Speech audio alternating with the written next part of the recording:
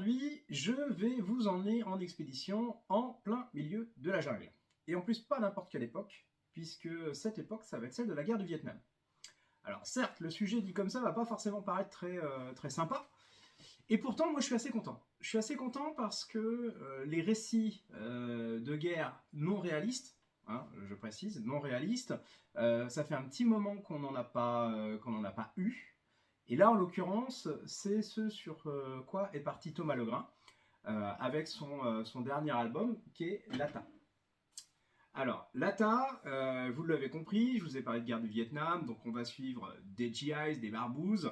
Je vous disais, c'est un récit non réaliste. Pourquoi non réaliste? Parce que même si, à mon sens, ça fait très longtemps qu'on n'a pas eu de récit de cette teneur-là, il faut quand même pas oublier qu'il y a des auteurs comme Marcelino Truong, qui, avec une si jolie petite guerre, qui a fait quand même pas mal de choses là-dessus, mais pour le coup avec un angle plus historique. Là, le but, c'est d'avoir un côté plus aventure, voire même peut-être pseudo-fantastique, mais ça je vais y revenir.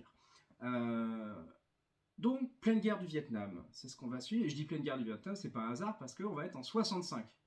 Donc, si je résume très vite, hein, Vietnam, 55, 75, 65, on est en plein milieu. Donc, on peut pas faire plus juste, entre guillemets. Donc, l'histoire, ça va être quoi? L'histoire, ça va être celle donc d'une troupe de GIs. Une troupe de GIs où on va trouver un peu de tout, tel qu'on a pu les voir, la Band of Brothers, ou j'en passe et d'autres.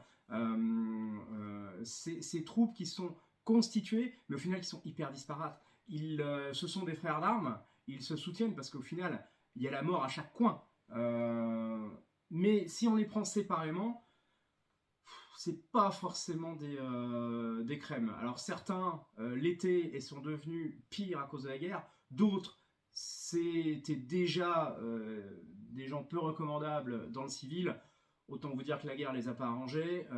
Et voilà, ils sont ensemble, ils se soutiennent, mais forcément il y a des choses qui se passent pas comme il faut. Mais enfin, bon, c'est pas des gens qu'on aimerait croiser si notre sol était un terrain de guerre, ça c'est clair. Euh, et justement, c'est ça qui va être intéressant. C'est-à-dire qu'on va suivre ces soldats. Ces soldats, qu'est-ce qu'ils font? Eh ben, ils sont en expédition, en escouade, presque dire commando. Leur rôle, en fait, signaler des zones pour qu'on largue du napalm. Alors eux, c'est nettoyage grands azimuts, hein. On y va, on nettoie, on balaye. Le truc, c'est que forcément, ça attire pas mal de gens. Parce qu'à partir du moment où on bombarde une zone, forcément, on sait que pas loin, il y a une escouade. Et pour ceux qui se sont un petit peu intéressés à la guerre du Vietnam, la jungle, c'est un enfer vert, tel qu'on aime bien le dénommer. Et d'ailleurs, il a été dénommé comme ça dans l'album. Mais c'est surtout ça fourmille. À aucun moment on ne peut voir où est réellement l'ennemi s'il vous tombe dessus au détour d'un tronc d'arbre. Donc c'est une calamité pour survivre dans ce lieu, sachant qu'en plus la jungle est donc impénétrable, elle est assez dense. Je vous parle pas des conditions, il fait lourd quand il pleut pas. Enfin voilà, c'est vraiment un enfer. Et en plus de ça, eh ben, n'importe quel tir peut partir sans que vous le voyez. Et ça, c'est ça qui est la tension qu'on va avoir tout le temps. Donc là, jusque-là, vous allez vous dire, bon, ok, bon, ça peut être sympa, mais c'est un récit assez classique. Oui, c'est un récit assez classique. Cela étant, il va y avoir plusieurs éléments qui vont changer un petit peu le récit. Déjà, comme je vous le disais, une équipe disparaître. Là, vous allez encore me dire, ouais, ça, pareil, c'est classique.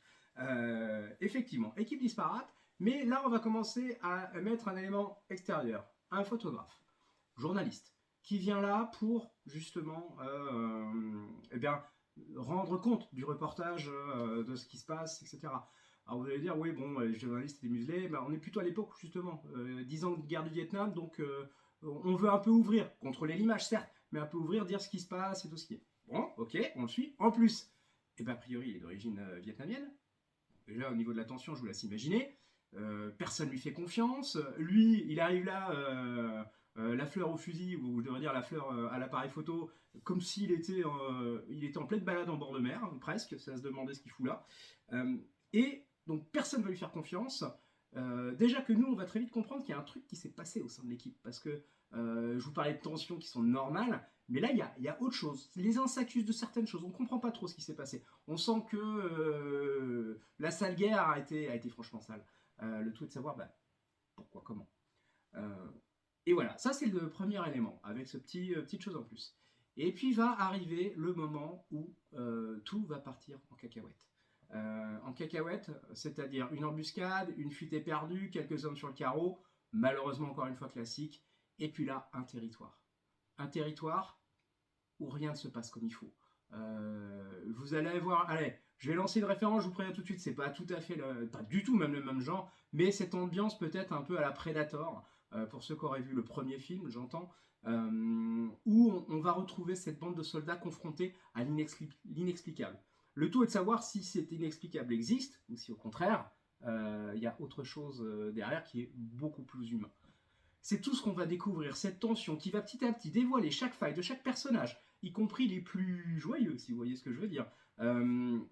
Et puis découvrir ce pan de culture vietnamienne qui va être quand même, certains diront de folklore, mais justement, toute légende a une source, tout mythe a aussi sa source. Le tout est de savoir si cette source est construite, entretenue, ou au contraire, si la légende est bien réelle.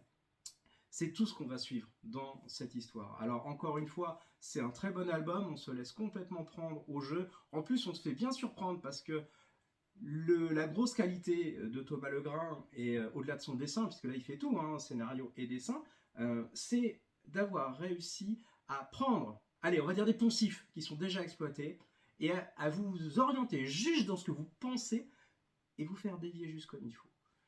Ça vous crée juste la petite surprise agréable, avec ce côté où vous ne savez pas quel protagoniste vous allez perdre. Parce que vous pouvez vous attacher à n'importe quel personnage. Il y en a qui vont mourir, d'autres pas, ou peut-être, on ne sait pas, c'est tout l'intérêt de l'histoire. Le tout est de savoir, est-ce qu'il y a des héros? Est-ce qu'au final ce sont tous des salauds? Est-ce qu'il y a quelque chose de supérieur? Enfin voilà, il a vraiment réussi ce pari-là.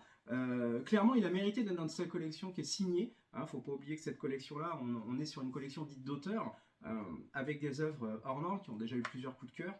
Et franchement, là, vous allez je dirais bien vous évader, mais là on est vraiment dans l'aventure, dans l'action, dans la tension, et c'est ça qui est agréable, ça change un petit peu, et puis bien sûr en one shot, donc vous aurez tout dans cet album, y compris une construction très originale pour expliquer toute la tension, mais ça je vous laisserai le découvrir. Donc je vous souhaite comme d'habitude une bonne lecture, à très vite, n'hésitez pas à le découvrir, franchement il vaut le détour, et puis si vous avez besoin d'en parler, vous savez où me trouver. Allez, à très vite. Au revoir.